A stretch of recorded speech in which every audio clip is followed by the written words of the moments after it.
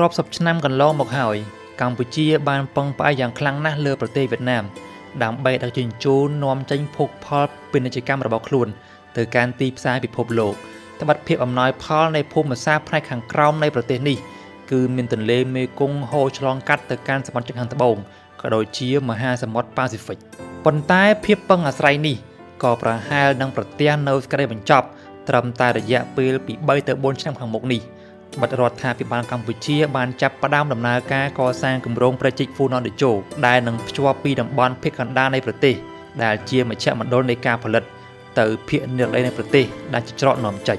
ក្នុងប្រវែងជាង180គីឡូម៉ែត្រប្រជិកហ្វូណនតេជោគឺជាមហាគម្រោងមួយពោពេញបរិបូរណ៍ដោយមោទនភាពជាតិត្បិតប្រជិកទំនើបគឺមិនដែលធ្លាប់បានកសាងសោះឡើយក្នុងប្រវត្តិសាស្ត្រព្រមទាំងជាគម្រោងដ៏សំខាន់ណាស់សម្រាប់រដ្ឋាភិបាលខ្មែរអាណត្តិទី7ដែលត្រូវជំនះសាងសង់ឲ្យខាងតែបានបទប្រជិកនេះប្រហែលនឹងក្លាយជាកេរដំណែលយ៉ាងធំសម្បើមមុនគេបំផុតហើយដែលរដ្ឋាភិបាលបន្តវេនដឹកនាំដោយស្នេហ៍ហ៊ុនម៉ាណែតសម្រេចបានក៏ប៉ុន្តែប្រជិកនេះគឺមានតម្លៃលើសពីនិមិត្តរូបនៃសេចក្តីមោទនៈមិនខុសពីប្រជិកប៉ាណាម៉ាឡើយក្រោយពីប្រជិកនេះដាក់ដំណើរការបានជាស្ថាពរចរន្តពាណិជ្ជកម្មតំបន់នឹងផ្លាស់ប្ដូរទិសហើយកម្ពុជានឹងផ្លាស់ប្ដូរអនុភាពពាណិជ្ជកម្មក្នុងតំបន់ដែលធ្លាប់តែសូមអាស្រ័យដែនដីសណ្ដទន្លេមេគង្គរបស់ប្រទេសវៀតណាមធ្វើជាដង្ហើមរបស់ខ្លួនទៅជាប្រទេសដែលមានម្ចាស់ការយ៉ាងណែនពេញដៃដើម្បីគ្រប់គ្រងរាល់ការនាំចេញទៅក្រៅប្រទេសតាមប្រព័ន្ធដឹកជញ្ជូនតាមផ្លូវទឹកជាប្រទេសដែលសម្បូរដោយធនធានធម្មជាតិដ៏កម្រប្លែកៗកម្ពុជាពិតជាមានទំនិញច្រើនណាស់ដែលត្រូវធ្វើការនាំចេញទៅកាន់ទីផ្សារអាស៊ីអឺរ៉ុបនិងអាមេរិកប៉ុន្តែប្រជិកហ្វូណនគឺទទួលបានការព្រមព្រៀងឧបត្ថម្ភយ៉ាងធំពីប្រទេសចិនតាមរយៈមហាគម្រោងខ្សែក្រវ៉ាត់និងផ្លូវដែលបានធ្វើឲ្យអាមេរិកនិងវៀតណាមដែលជាសម្ព័ន្ធមិត្តពិតជាមានក្តីបារម្ភយ៉ាងខ្លាំងណាស់ខ្លាចក្រែងតែមានរឿងស៊ីជម្រៅណាមួយនៅពីក្រោយកិច្ចព្រមព្រៀងនេះទោះបីជាមួយរយៈចុងក្រោយនេះគម្រោងនេះមានភាពស្ងប់ស្ងាត់ដែលបង្កជាក្តីមន្ទិលខ្លាចក្រែងតែមានភាពរាំងស្ទះណាមួយប៉ុន្តែក្រោយពីដំណើរទស្សនកិច្ចផ្លូវរដ្ឋពីលោកប្រធានាធិបតីចិនលោកស៊ីជីនពីងកាលពីពាក់កណ្ដាលខែមេសាកន្លងទៅនេះគឺបានសរបញ្ជាក់យ៉ាងច្បាស់ថាប្រជាប្រវត្តិសាស្ត្ររបស់កម្ពុជាប្រកាសជានឹងផុសឡើងដោយមិនអាចនឹងមានអ្វីមករារាំងបាននោះឡើយ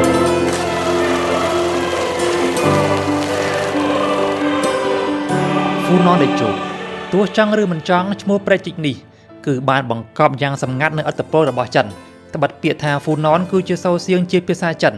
នៃឈ្មោះរបស់ប្រទេសកម្ពុជាកាលពីសម័យនគរភ្នំ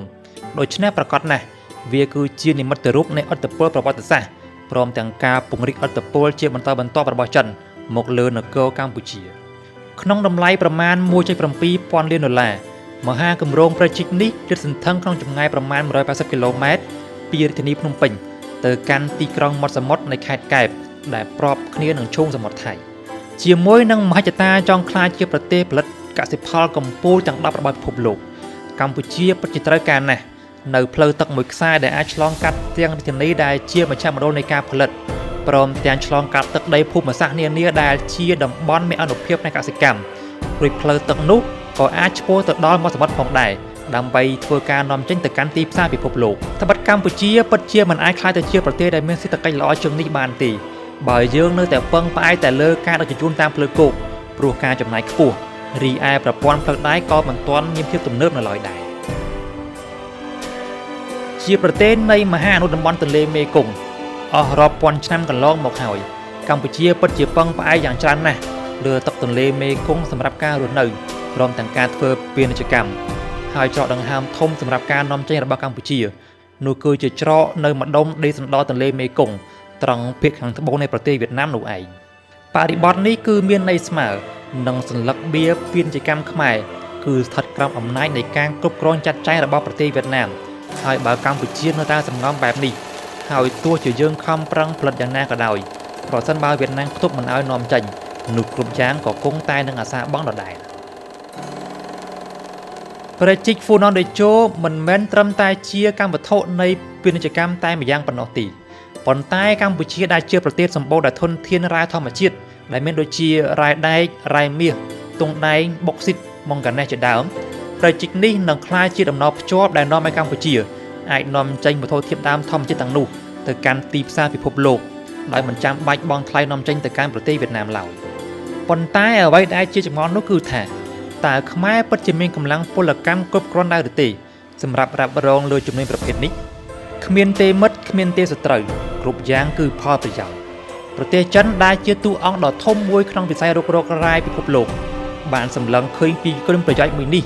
ហើយបានផ្ដល់ជំនួយគាំទ្រកម្ពុជាទាំងផ្នែកហិរញ្ញវត្ថុនិងបច្ចេកទេសដល់គម្រោងប្រជិកមួយនេះ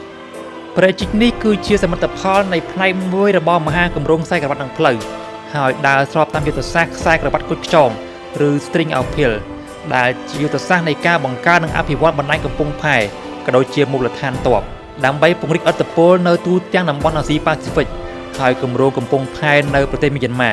ស្រីលង្កាប៉ាគីស្ថានអារ៉ាប់រួមកេនយ៉ានិងប្រទេសឌីជីបូទីគឺសុទ្ធតែជាផ្នែកមួយនៃយុទ្ធសាស្ត្រខ្សែក្រវ៉ាត់គុជខ្យងនេះឯប្រជិករបស់កម្ពុជានេះក៏ជាផ្នែកមួយទៀតនៃល្បែងផ្គុំរូបនៃឥទ្ធិពលរបស់ប្រទេសចិន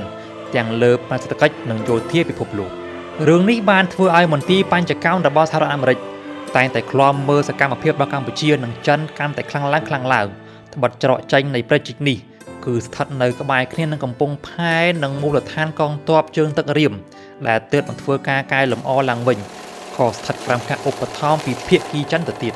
ដូច្នេះអាមេរិកប្រកាសជាបារម្ភក្រែងតែមានរឿងលាក់កំបាំងនៅពីក្រោយគម្រោងមួយនេះទើបកម្ពុជាដែលជាកូនប្រទេសអព្យាក្រឹតមួយសោះតែងតែត្រូវអាមេរិកលូកដៃចូលក្នុងគម្រោងមួយនេះបង្កជាឧបសគ្គចំណិច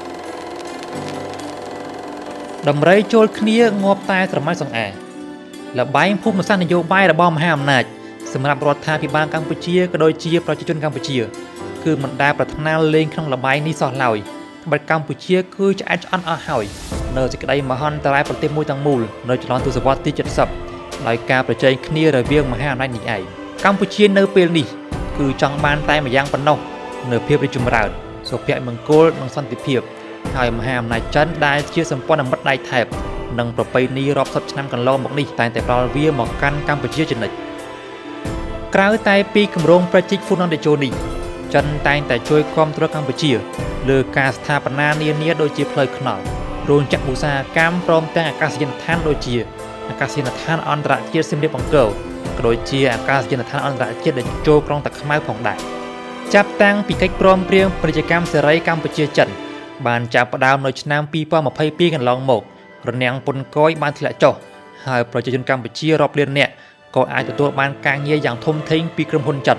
ដែលមកវិនិយោគនៅកម្ពុជាហើយជារឿងដែលមិនអាចប្រកែកបានចិនពិតជាអ្នកដែលបានជំរុញកំណើន GDP កម្ពុជារហូតស្ទុះឡើងវ៉ាប្រទេសឡាវនិងមីយ៉ាន់ម៉ានៅពេលបច្ចុប្បន្ននេះឥទ្ធិពលចិនបានស្ទុះឡើងខ្លាំងក្នុងតំបន់ឥណ្ឌូចិនគឺវាមិនបានធ្វើឲ្យវៀតណាម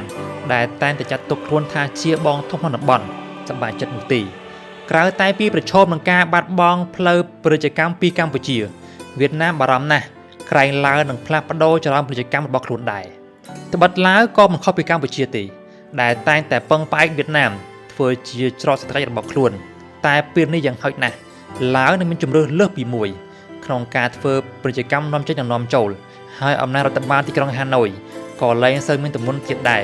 មកលើរដ្ឋអំណាចទីក្រុងវៀងច័ន្ទនិងរដ្ឋអំណាចទីក្រុងភ្នំពេញដើម្បីជាលែននៃរនាំងឧបសគ្គដល់ការស្ថាបនាប្រជិកវៀតណាមតែងតែអះអាងនៅក្តីបារម្ភថាប្រជិកនេះនឹងអាចកាត់បន្ថយកម្រិតទឹកទន្លេមេគង្គក្នុងរដូវប្រាំងដែលគំរាមកំហែងដល់ការផ្គត់ផ្គង់ទឹកនិងផលិតកម្មស្រូវដែលស្មើនឹង 90% អនុនៃការនាំចេញស្បៀងអាហាររបស់ខ្លួនជាមួយនឹងការកើនឡើងនៃឥទ្ធិពលរបស់ចិនក្នុងប្រទេសកម្ពុជាឡាវនិងភាពតឹងតែងនៅតំបន់សមុទ្រខាងត្បូងវៀតណាមតែងតែគិតថាខ្លួនគឺកំពុងនៅក្នុងគ្រោះថ្នាក់នៃការឡោមព័ទ្ធពីប្រទេសចិនជានិច្ចនោះហើយដែលជាមូលហេតុដែលវាបង្កជាភាពក្តៅក្រហាយដល់សហរដ្ឋអាមេរិកដែលជាអតីតសត្រូវនឹងគ្នាកាលពីជំនាន់សង្គ្រាមវៀតណាមមកក្លាយជាសម្ព័ន្ធភាពចាក់ទឹកមិនលិចក្នុងពេលបច្ចុប្បន្ននេះ